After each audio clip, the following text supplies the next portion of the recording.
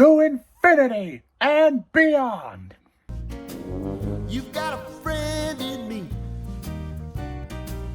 When the road looks rough ahead and you're miles and miles from your nice warm bed, you just remember what your old pal. Hello everybody and welcome to my latest movie review, where today I review the very first feature-length CGI animated movie and the very first feature film from Pixar, Toy Story, released in 1995, written and directed by John Lasseter, starring Tom Hanks and Tim Allen. So, Toy Story. Of course, this movie had its 30th anniversary last year. That is crazy. 30 years. Wow. And of course, the fifth movie is due to release literally the end of this week. So I have to race through and review the rest of the films. I did review the original trilogy way back, like 10 years ago, when my reviews looked crap. And I reviewed Toy Story 4 when it came out, but such as I had a different style back then. So now my reviews are different. And I like things to be consistent. So there we are. So I think we all know the story of Toy Story, but for the sake of the plot, let's explain. A cowboy doll is profoundly jealous when a new spaceman action figure supplants him as the top toy in the boy's bedroom. When circumstances separate them from their owner, the duo have to put aside their differences to return to him. Toy Story. This is a fabulous film. This is a fabulous drama / adventure, and actually a really personal story. This is the film that set Pixar on the map. And not only that, it really changed the way films were animated, because for a long time it was all done through celluloid and hand-drawn characters and hand-drawn environments. Literally, they had to draw every single frame, and you can imagine how painstaking that is. Not that the animating on a computer is any less painstaking, but this film was revolutionary for the time. I mean, watching it must have been kind of a surreal virtual reality experience. The fact that you could actually get a computer to animate something this good is really insane. And I look back to the original trailer and the original quality of the animation, and how over the years they have obviously digitally restored this movie for like higher definition releases, and it really is incredible how it looks. The animation is just wonderful and has held up so well. The character designs are fantastic, and that's one thing I wanted to point out, is that even to this day with the fifth movie, they've kept the same character designs, they've just upped the animation. So impressive talent right there. And more to the point, the script in this film is fantastic. I laughed so many times during this film.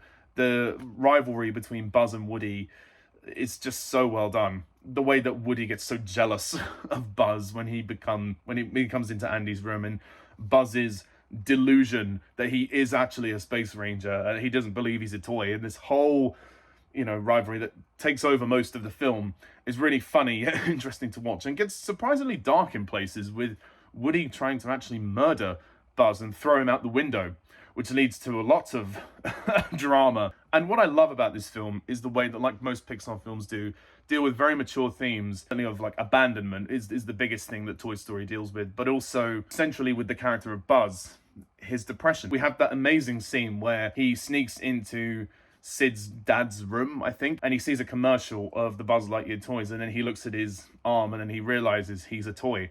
And the moment he just slips into his depression, but then he tries to fly out the window and then he breaks. That is tragic, man. That almost had me in tears. That was so powerful. And then he's sitting down having tea with the other toys, and you're just seeing him completely crack up. While on the one hand, it's funny because it's played funny, but on the second hand, you actually feel really sorry for this character, even though he's a toy. These toys are sentient, they have feelings, they have emotions, and the fact that he has this revelation and he just can't process it, he thinks he's insignificant. And I love the moral of the story is that you don't have to be someone special to be significant. You can be just a piece of plastic.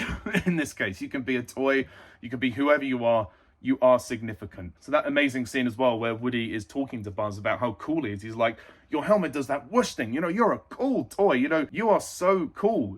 It's no wonder that Andy's fascinated by you. The fact that you have this kid who loves you, it means so much. And Woody as a character is very interesting because he's not the most likable guy. He is quite jealous in the beginning of the film, Tom Hanks does a really good job voicing Woody, and the voice is very, like, sort of clenched, and then Rick is very expressive like this, he always has to raise his voice like this. It's really quite funny, and especially the scene where he says, "You are a toy, you're not the real Buzz Lightyear, you are a child's plaything." It's... It's brilliant. It's so funny. The interplay between these two, it's just hilarious. It really is hilarious. It's brilliantly written. It's charming. The humor is fantastic. The word I'm searching for, I can't say because there are preschool toys present. That wasn't flying. That was falling with style. And then when he releases Buzz's helmet and Buzz goes... It's just so brilliant. It's so hilarious. There are other characters in the movie as well. They don't do as much, but the supporting players are all great. You know, you have like Ham, Mr. Potato Head, Slinky, the toy soldiers. They're all brilliant. And of course the green aliens that go, the clap. But it's worth mentioning the antagonist of our story, Sid. No, not that Sid. No, he's a nice Sid. I'm talking about this one. Sid is a really messed up kid, and I think the second half of the movie actually gets quite disturbing in a lot of places. The house next door to Andy, which is Sid's house, where he tortures toys and he puts different toys on different things. He's just this really strange kid. He's this really messed up kid who, there's definitely something wrong there. There's a disconnect there. The toys do obviously get their revenge on him in that very creepy scene where Woody says, "So play nice." Ooh, I have to admit, that used to scare me as a kid. That was quite terrifying. But this film is such a great adventure as well. And even when you do get to Sid's house and it gets a little scary, the movie isn't afraid to hold back. And I appreciate the maturity that it had in going in that direction. But throughout the film, it's a great adventure. It's a great ride. You know, the scale of it is impressive considering the animation. And you really root for the two lead characters, even though, yeah, Woody's kind of unlikable, Buzz isn't. But when they do finally become friends, bury the hatchet, you're invested and you want them to succeed. And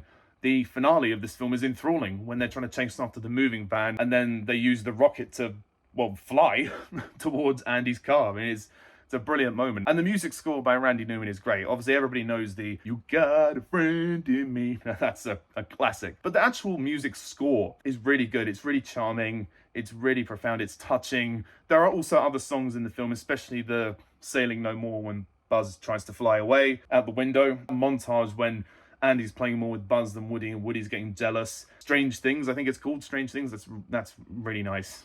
And the pacing is flawless. I mean, this movie's like 80 minutes long. It's not very long. I mean, it couldn't be any longer, especially because of how expensive and how difficult it was to animate this movie. But it is so impressive. And even 31 years on, you don't think it's 31 years old. You really don't. Obviously, Tom Hanks and Tim Allen steal the film as Woody and Buzz. They're brilliant. You've got Dom Rickles, rest in peace, as Mr. Potato Head. Wallace Shawn as Rex. Jim Varney, rest in peace, as Slinky. John Ratzenberger as Ham. John Morris as Andy. Annie Potts as Bo. Laurie Metcalf as Andy's mum.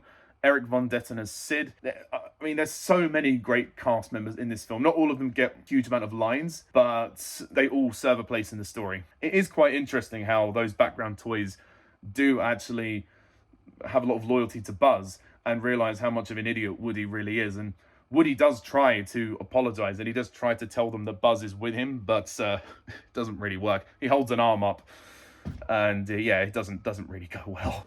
It's obvious that this movie is such a landmark in cinema. It's funny, it's heartwarming, it's clever, it's witty, it's mature, it's dark in places. It's fun. It's a great adventure as well, and that's what I love about it. It can be many things. It can be all things, or it can be nothing. You could literally take this movie in any way, shape, or form, and you can construct it your own way. You can take from it what you will, and that's what I love about it. It's a movie that has its own vision, but is open to interpretation. The one thing they don't really explain is how the toys come to life. They don't explain how they are sentient. They just come to life. I don't know if the fifth movie or any future movies are ever going to explore this, but so far we've had 4 films and it's never been explained, so that would be nice to hear. That would be my only criticism of this movie. Other than that, this is a fantastic movie. This is just near perfection. So I'm going to rate this movie a 10 out of 10.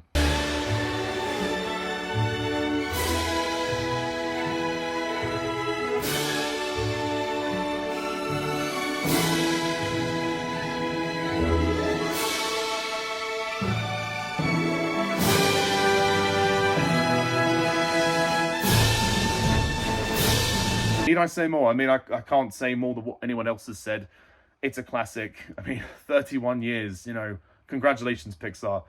This is a fine achievement. I mean, it really is one of the most impressive movies in cinema. It's a real landmark in animation, and Pixar would only go up from here, in my opinion. I think some people would say this is their best movie. I would say the best is yet to come, but this is a very good start. So that's my review of the first Toy Story. What do you think? Please comment down below. Let me know. Please hit the like and subscribe button, and stay tuned next time when I review Toy Story 2. So until next time, I'm Pajak's Perspective. See ya.